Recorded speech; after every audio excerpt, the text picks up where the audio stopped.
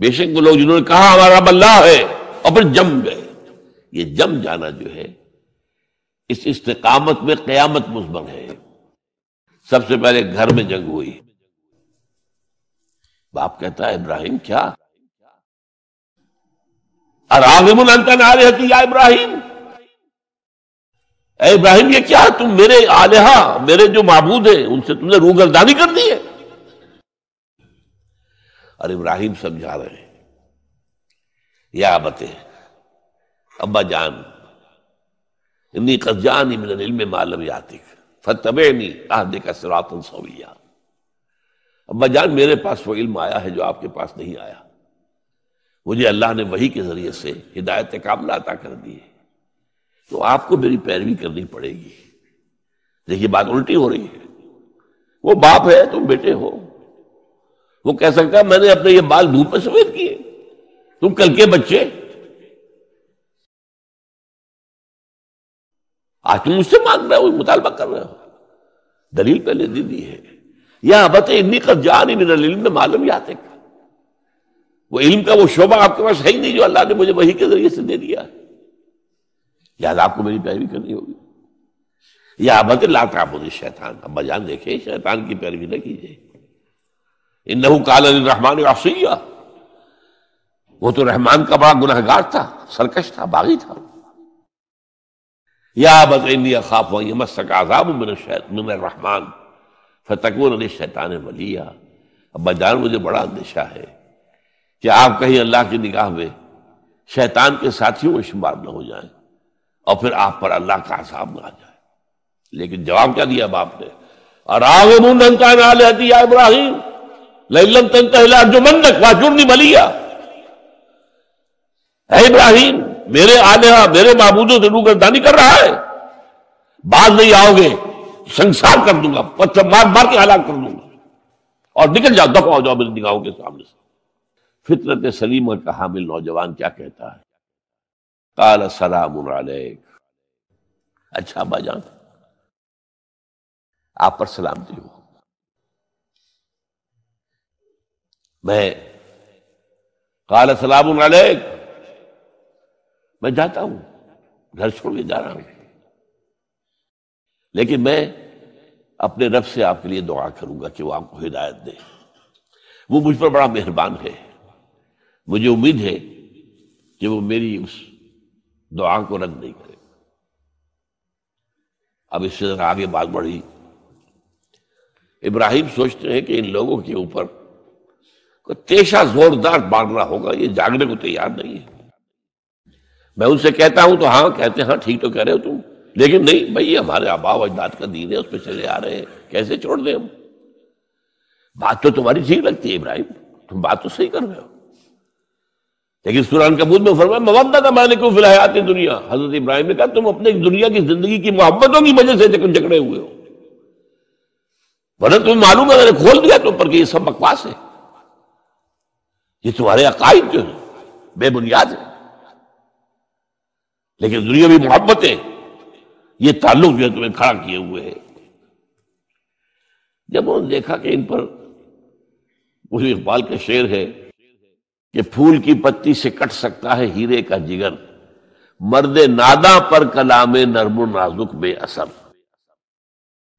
مرد ناداں پر کلام نرم و نازک، اس کے اوپر تو وہ ہتھوڑا چلانا پڑتا ہے. وہ ہتھوڑا چلانے کی سوچی. ان کا کوئی تہوار آ رہا تھا جس میں جا کے باہر میدان میں جا کے کوئی پوجا کرنی تھی کسی خاص ستارے کی، اور پورا شہر خالی ہو جانا تھا. حضرت ابراہیم نے کہا میری طبیعت تو ٹھیک نہیں، میں تو آپ لوگوں کے ساتھ نہیں جاؤں گا، آپ جائیے. جب چلے گئے پورا شہر خالی ہو گیا. اب انہوں نے ہاتھ میں ہتھوڑا لیا، وہ بت خانے میں گھس گئے اور سب بتوں کو توڑ کے چورا چورا کر دیا. لیکن طبیعت میں ایک عجیب قسم کا ایک مٹھاس والا مزاح تھا، تو اس ایک سب سے بڑے بت کو چھوڑ دیا اور اس کے کندھے پر وہ تیشہ رکھ دیا. اب جو وہ رات کو واپس آئے ہوں گے، آپ سوچئے ذرا، آج بھی ہندوستان کے شہر متھرا میں یا بنارس میں کہیں بتوں کے ساتھ کے کوئی حشر کر دے تو کیا قیامت آئے گی. من فعل ھذا بآلہتنا، کون ہے وہ جس نے ہمارے معبودوں کا یہ عشر کیا ہے؟ بہت کچھ کر کے کچھ لوگ ہاں ہم سنتے تھے ایک نوجوان جو ہے وہ کچھ ان کا ذکر کیا کرتا تھا ان بتوں کا کہ ان میں کچھ نہیں ہے، کچھ نہیں ہے، کچھ باغیانہ خیالات کا اظہار کیا کرتا تھا وہ ابراہیم، بلاؤ، حاضر کیا گیا، یا ابراہیم انت فعلت ھذا، کیا اب تم نے کیا؟ مجھ سے کیا پوچھتے، اس بڑے بت سے پوچھو، اس سے پوچھو، بھائی سارے ٹوٹے ہوئے، یہ سالم کھڑا ہے۔ اور نمبر دو جسے کہتے ہیں پولیس کی اصطلاح میں آلہ واردات، قتل کیا تھا تو کس چیز سے کیا تھا وہ بھی برآمد ہو گیا، وہ چھری بھی مل گئی ہے، اس پر خون کے دھبے ہی ہیں، اور آج تو آپ کو معلوم ہے کہ خون کے قطرے سے بھی پتہ چل جاتا ہے کہ کس کا خون تھا، جینیٹکس کے ذریعے سے، تو اس نے کیا ہوگا۔ کہ ابراہیم عقل کے ناخن لو، ان سے پوچھے یہ بات کرتے کوئی، اف لکم، تف ہے تم پر، تم پوچھتے ہو ان کو جو بات تک نہیں کر سکتے، جو اپنا دفاع نہیں کر سکتے، جو اپنے آپ کو بچا نہیں سکتے۔ ایک عام انسان بھی دفاع کرتا ہے اپنا۔ فرجعوا الی انفسہم، اب انہوں نے اپنے اندر دلوں کی طرف دھیان کر کے سوچا کہ واقعی ابراہیم صحیح کہتا ہے، لیکن پھر لوٹے، پھر وہ عصبیت، پھر وہ آباء و اجداد کے ساتھ تعلق، پھر وہ معاشرتی نظام، انہوں نے کہا بس اس کو قتل کرو، اب اس کو ختم کر دو۔ یہ اس کو فیس کرنا، آپ سوچ لیجیے یہ کتنے بڑے امتحان کی بات تھی، کتنے بڑے جگر کی بات تھی۔ اچھا چونکہ وہاں نظام بھی تھا، بادشاہ کے دربار میں حاضری ہو گئی، ابراہیم ہم نے سنا تم ہمارے سوا کسی کو خدا مانتے ہو؟ جی ہاں، کون ہے وہ خدا؟ فرمایا میرا رب وہ ہے جو زندہ رکھتا ہے اور مارتا ہے، ربی الذی یحیی و یمیت، قال انا احیی و امیت، میں بھی زندہ رکھتا ہوں اور مارتا ہوں۔ فوراً جو ہے حکم دیا، جیل خانے سے 2 قیدیوں کو بلایا، ایک کی گردن اسی وقت مار دی، دیکھو میں نے مروا دیا کہ نہیں، ہے نہیں میرے پاس اختیار، اور ایک کا جاؤ اسے چھوڑ دی، تو میں خدا ہوا کہ نہیں؟ حضرت ابراہیم نے سمجھ لیا کہ اب یہ جس قسم کی کچ بحثی میں آ گیا ہے، یہاں بھی کوئی ہتھوڑا چلانا پڑے گا۔ فرمایا فإن اللہ یاتی بالشمس من المشرق فأت بہا من المغرب، میرا رب وہ ہے جو مشرق سے نکالتا ہے سورج کو، تم خدا ہو تو ذرا مغرب سے نکال کے دکھاؤ۔ فبہت الذی کفر، تو وہ جو کافر تھا مبہوت ہو کر اب کیا کہ آئے مائش آئے، فبہت الذی کفر۔ لیکن میں یہاں پہ جو زور دے رہا ہوں، آپ اس ہمت، اس قوت ارادی کا اندازہ کیجئے کہ جو ایک بڑے زبردست بادشاہ کے میں سامنے کھڑے ہو کر یہ بات کر رہا ہے، اور ڈٹ کر کر رہا ہے، آنکھوں میں آنکھیں ڈال کر کر رہا ہے۔ ان الذین قالوا ربنا اللہ ثم استقاموا تتنزل علیہم الملائکۃ الا تخافوا ولا تحزنوا وابشروا بالجنۃ التي کنتم توعدون۔ یہ کیفیت تو پہلا امتحان تو ہے ان مادی غلافوں میں لپٹے ہوئے ہونے کے باوجود حق کو پہچان لینا، اس مادی کائنات میں گم نہ ہو جانا، اس سے ماورا، اس سے بلندتر ہو کر اس ہستی کو پہچاننا جس نے اس کو پیدا کیا۔ انی وجہت وجہی للذی فطر السماوات والارض حنیفا وما انا من المشرکین، پھر اس پر قائم رہنا،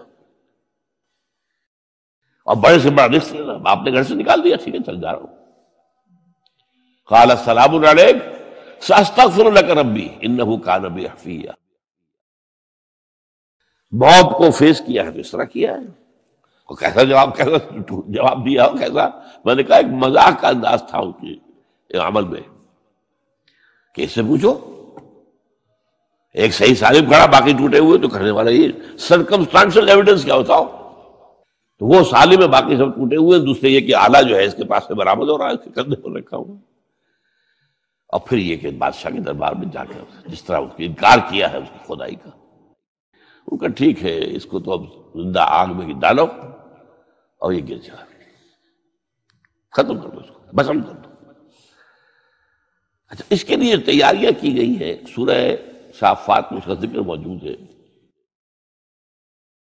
تو اب حضرت ابراہیم دیکھ رہے ہیں کہ میرے لیے آگ کا الاؤ تیار ہو رہا ہے بہت بڑا، ایک اوپر مچان بنائی گئی ہے جہاں سے کہ ان کو پھینکنا ہے آگ میں، سب ہو رہا ہے۔ وہ سب یہ کس لیے کر رہے تھے؟ یہ نوجوان پہ ہوش ٹھکانے آ جائیں گے جب آگ دیکھے گا سامنے۔ ابھی تو کوئی آیا نہیں نا امتحان اس پر، اسی لیے قرآن میں آیا ہے کہ ہم نے ان کو ناکام کر دیا جنہوں نے کہ یہ آزمائش ڈالی تھی۔ حضرت ابراہیم کود گئے۔ اقبال کہتا ہے بے خطر کود پڑا آتش نمرود میں عشق، عقل ہے محو تماشائے لبے بام ابھی۔ دیکھیے یہ دو عقلیں ہیں، یہ سمجھ لیجیے۔ ایک عقل وہ ہے جو پہچان لے، ایک عقل وہ ہے جو آگے چلنے سے روکے۔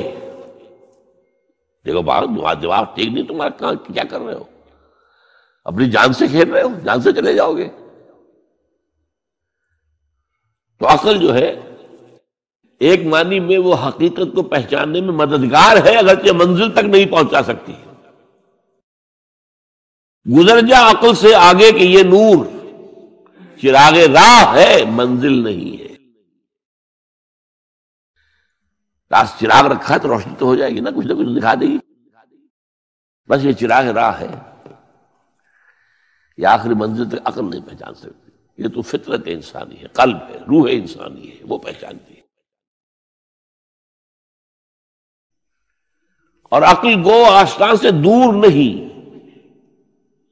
اس کی قسمت میں پر حضور نہیں، حاضری نہیں ہوتی وہاں۔ اللہ تک پہنچانے والی شے عشق ہے، اللہ کی محبت ہے۔ بے خطر کود پڑا آتش نمرود میں عشق، عقل ہے محو تماشائے لبے بام ابھی۔ ابھی عقل تو وہیں پر کھڑی ہوئی ہے، سوچ رہی ہے کودنا چاہیے کہ نہیں کودنا چاہیے، اور ابراہیم کود بھی چکا۔ لوگ حیران رہے، لیکن اللہ نے اس آگ کو گل و گلزار بنا دیا۔ قلنا یا نار کونی بردن وسلام علی ابراہیم۔ اب آیا چوتھا امتحان کہہ لیجیے اس کو۔ تو یہ اب معاملہ آ گیا وطن کو چھوڑنے کا، لہذا ہجرت کی۔ اب ان قال انی ذاہب الی ربی سیہدین۔ ٹھیک ہے، تم لوگوں کا حال یہ ہے، میں نے تمہیں ہر طرح سمجھایا، نرم بھی سمجھایا، گرم بھی سمجھایا، تمہارے اوپر ہتھوڑے بھی برسائے اور پھول بھی برسائے، تم کسی طرح ماننے والے نہیں ہو۔ اب تم میری جان کے دشمن بن گئے ہو تو ٹھیک ہے، پھر میں جاتا ہوں۔ انی ذاہب الی ربی سیہدین، رب ہب لی من الصالحین۔ ایک دعا اور نکل آئی اس وقت سے، اے اللہ مجھے صالح اولاد عطا فرما۔ 80 برس سے تجاوز ہو چکی تھی عمر، اولاد نہیں تھی۔ آپ کے اپنے خاندان سے تھیں جو اہلیہ تھی، سارہ رضی اللہ تعالی عنہ، بانجھ نہیں ہے، اولاد نہیں ہوئی، اللہ کی مرضی ہے۔ بہرحال اس وقت جو دعا کی رب حب لی من الصالحین، اس کے جواب میں اللہ نے فوراً فبشرناہ بغلام حلیم، ہم نے انہیں بشارت دے دی ایک بہت ہی بردبار، حلیم، حلیم الطبع، متحمل مزاج بیٹے کی، اور اللہ نے اسماعیل جیسا بیٹا دے دیا۔ اب اللہ تعالیٰ نے حکم دیا ہاجرہ اور اپنے اس بیٹے کو لے جاؤ اور جاؤ وہاں بواد غیر ذی زرع، جاؤ وہاں حجاز کی اس وادی کے اندر، وادی غیر ذی زرع، وہاں ان کو چھوڑ دو۔ اب یہ امتحان دیکھیے، توکل کا امتحان۔ حضرت ابراہیم لے آئے، کوئی متنفس نہیں، کوئی گھاس تک پیدا نہیں ہو رہی۔ کوئی درخت کا ہونا تو اور بڑی بات ہے کہ کہیں کھجور کا درخت ہو یا کوئی اور درخت بھی نہیں، پانی نہیں۔ پانی کا ایک مشکیزہ تھا ابراہیم کے پاس، وہ چھوڑ دیا، کچھ کھجوریں تھیں وہ دے دی اور چلے۔ حاجرہ پوچھتی ہمیں کس کے پاس سارے چھوڑ کے جا رہے ہیں؟ کہنے لگے اللہ کے۔ یہ ہے توکل۔ اللہ کا حکم ہے. دعائیں مانگ مانگ کر رب حب لی من الصالحین فبشرناہ بغلام حلیم.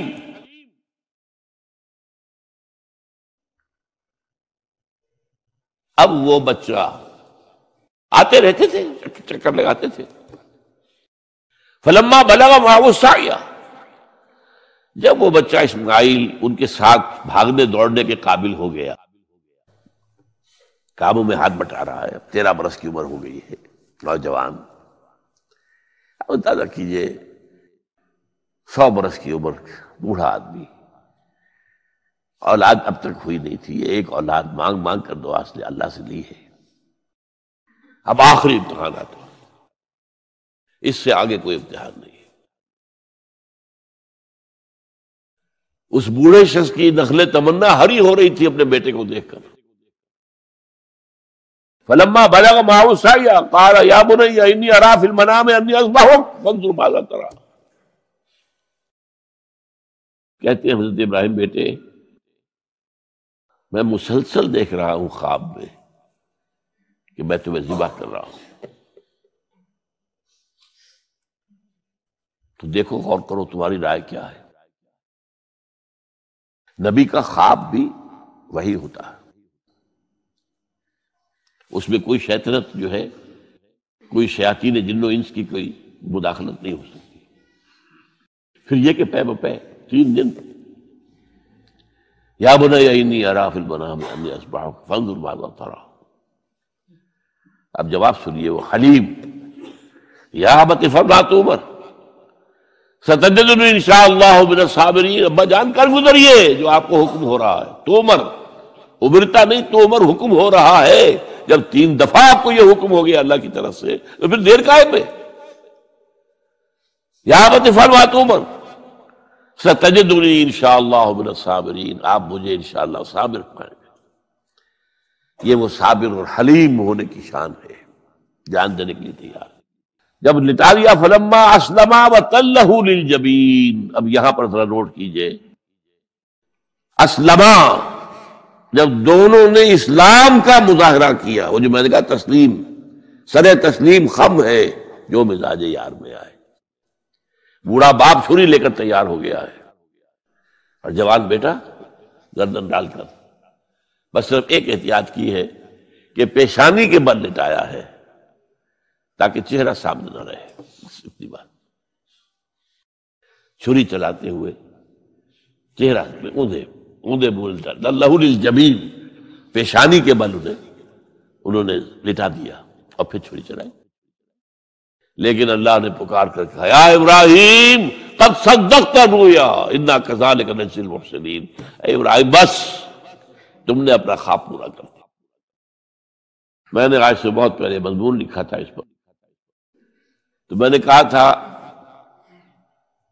جس کا امتحان لیا جا رہا تھا وہ فیل نہیں ہوا، ممتحن کو بس کرنی پڑی ہے، اللہ کو بس بس بس. ان ھذا لھو البلاء المبین. اے ابراہیم واقعتاً یہ بہت بڑی آزمائش تھی جس میں تم پورے اتر گئے ہو. یہ میں نے آپ کے سامنے زندگی کا جو پورا ایک نقشہ ہے ابراہیم کا، ہر قدم پر امتحان، ہر قدم پر امتحان، ایک سے ایک کڑا امتحان، ایک سے ایک بڑا امتحان، اور آخری امتحان یہ تھا ان ھذا لھو البلاء المبین. جب ممتحن یہ کہتے بھائی بات تم بہت مشکل، پرچہ واقعی میں نے بہت مشکل سیٹ کیا تھا، کمال ہے تم نے بہت عمدہ حل کیا، تو اس سے بڑی شاباش کیا ہوگی. یہ قربانی جو ہے اس کو پھر ہمیشہ کے لیے اب سنت ابراہیم کے طور پر جا باقی رکھا گیا. عین اس وقت جنت سے ایک میڈا ان کی جگہ آ گیا. حضرت اسماعیل کو کوئی قدم نہیں پہنچی، کچھ بھی نہیں، میڈا ذبح ہو گیا. اور وہ قربانی ہے جو آج پوری دنیا میں اس وقت سے لے کر ترکنا علیہ فی الآخرین، ہم نے اس کی یہ یاد ہے. یہ قربانیاں جو آپ دیں گے یہ کیا ہے؟ حضور سے پوچھا گیا ما ھذی الاضاحی یا رسول اللہ، اے اللہ کے رسول یہ اضاحی کیا ہے، یہ کیا ہے، یہ جو ہم قربانیاں دیتے ہیں کیا ہے؟ قال سنت ابیکم ابراہیم، یہ تمہارے باپ ابراہیم کی سنت ہے. اس کو زندہ رکھا ہے اللہ نے. ان کے اس امتحان کی کامیابی کو اس کا جشن منایا جا رہا ہے. ہر سال لاکھوں کا کروڑوں جانور جو ہے اللہ کے نام پر ذبح ہو رہے ہیں. یہ وہ اسماعیل کی قربانی کا جو ہے یہ جشن ہے جو منایا جا رہا ہے.